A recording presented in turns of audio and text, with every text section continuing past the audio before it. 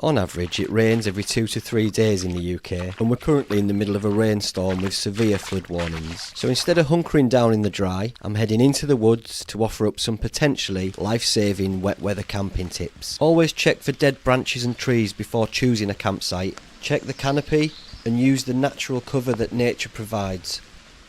Just a pair of Dunlop wellies cost me about 15 quid or something, and they've never let a drop in, and I've had them for years. Even if you've got waterproof boots on, the bottom of your trousers can get all wet. A pair of wellies that are comfortable enough to walk for a day or two. A waterproof jacket, rain cover over the bag. I like to let my legs breathe, and I've only got that much of a leg that's going to get wet, and that can just dry out over the fire or in the tent, or we just suck it up and deal with having a wet thigh. It's not the first time we've had a wet thigh, and it won't be the last. Another top tip is turn your pockets into waterproof pockets by just having a Ziploc sandwich bag. You can have one on each side because rain can get through your trousers. If it's persistent, it'll soak whatever's in your pockets, and you can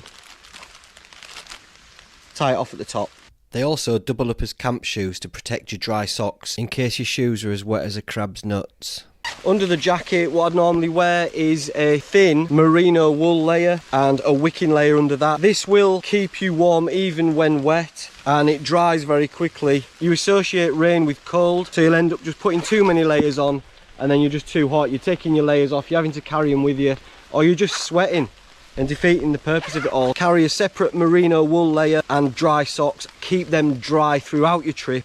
That's your mission, and we keep them in a plastic bag or waterproof bag inside the main bag. When I've found a spot, I'll have a look up, see if there's any widowmakers, any trees with dead limbs on that might come down if the storms persist. Also, you want to be looking at your canopy and using that as a shelter as much as you can. Coniferous pines, evergreens, let nature do the work for you. If I wasn't doing this as a demo and it was like a survival situation and we really wanted to stay dry, tucked under this pine or tucked under these laurels or even under the holly, just get under it. Keep your pack off the floor and under as much natural shelter as possible until you've got your own shelter set up. The first thing we come to is the tarp, and that has got the paracord in the top ready to string out.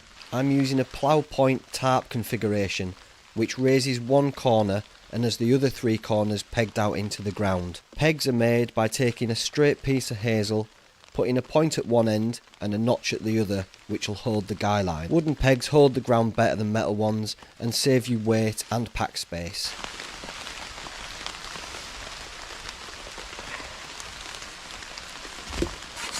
Use a stick to create more headroom in your shelter. Chamfer the edges to protect your tarp.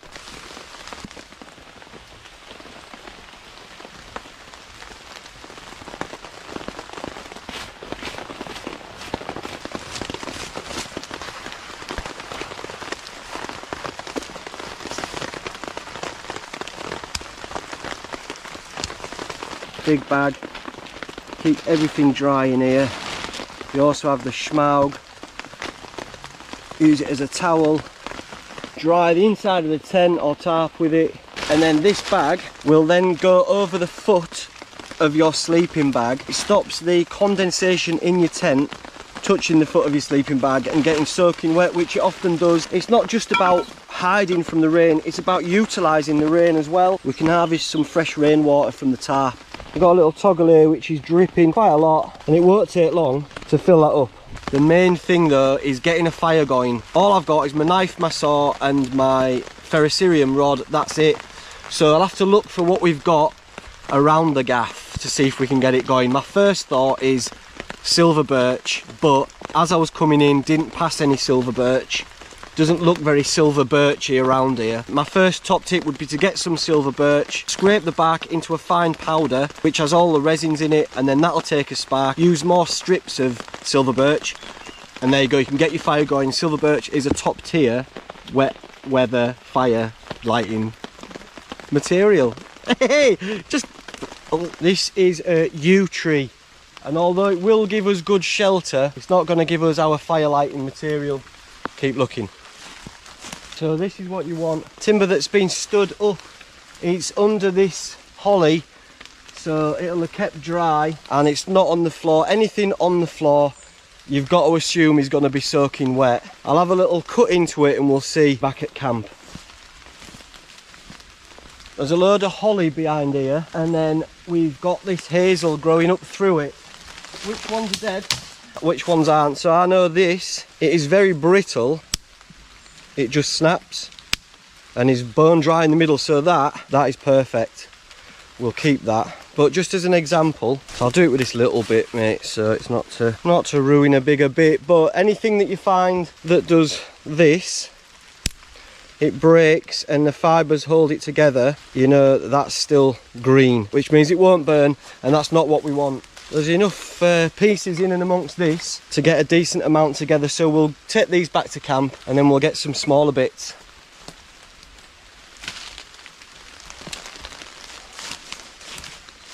The dead twigs that are hanging are good to go.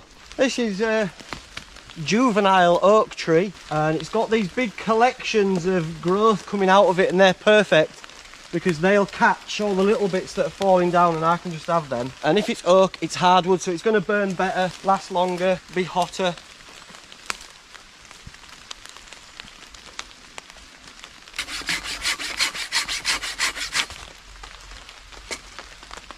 So the bits that were hanging up are solid, nice and dry in the middle, so we'll split these down. Look for where the knots are, where it's going to split easiest. That's where we're going to set it up, we're going to batten through. You want to go again? That's what we want. Follow the corners of the timber, just gradually turning it as I go.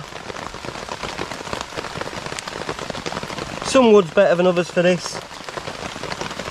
Any shavings that come off can go on the fire.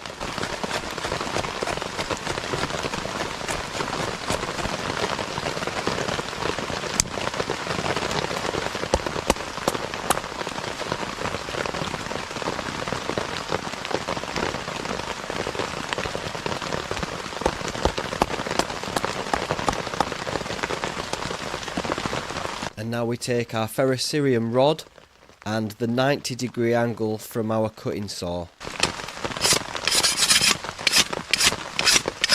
We're going to take a piece and then we're going to create some thick curls to this side and then slowly reduce the size of the curls, and then right at the very end we'll take the back of the knife and we'll create some fine dust which hopefully should catch a spark from the ferrocerium rod, and then the dust gradually will work its way into the thinner bits, working its way up to the thicker bits, and that should start our fire, all being well. You can see these knots, that's not going to be nice to carve through. This end is a bit less knotty and should be a little bit easier to create some thick bits that'll stay alight for a bit longer. Choke up on my knife and use my thumb to push on the other thumb. Give it a little bit of extra power, just create some smaller bits. And then you can use the back of your knife to create some very fine bits.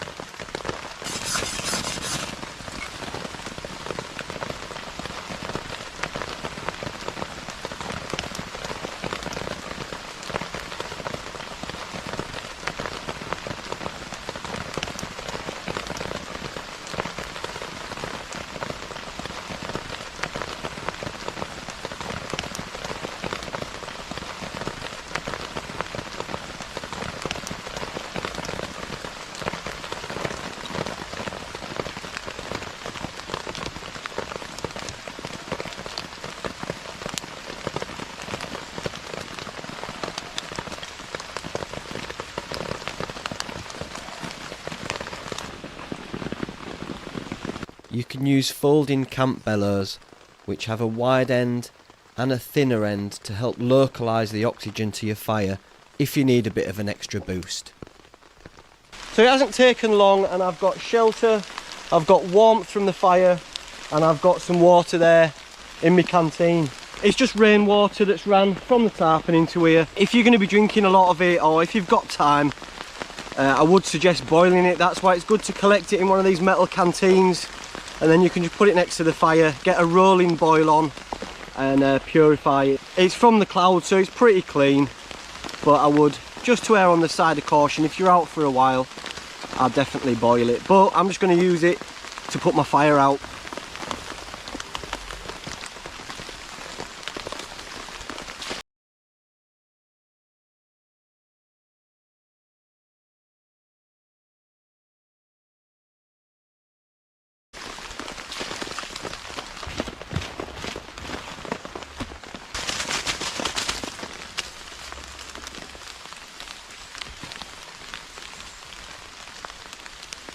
And anytime you make pegs, instead of just throwing them back out there, just stash them just like that. Stand them upright at the base of a tree or just behind a dead log.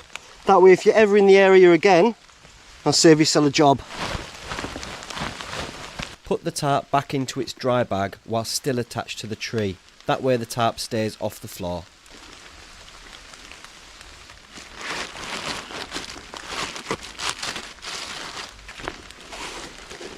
And as always, and most importantly, leave no trace. Even my little wood shavings I've got rid of.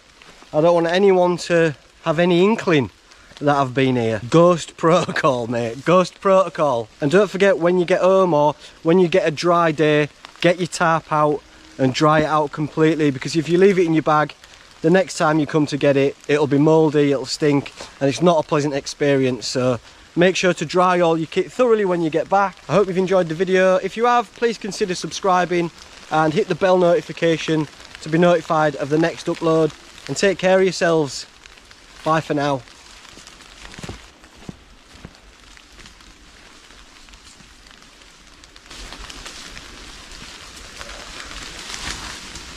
I stacked it. Do you see me stack it? Trying to be fancy for a new video and hurt my wrist there a bit. Unsubscribe actually, because that's not what you want, is it? Unsubscribe, unlike.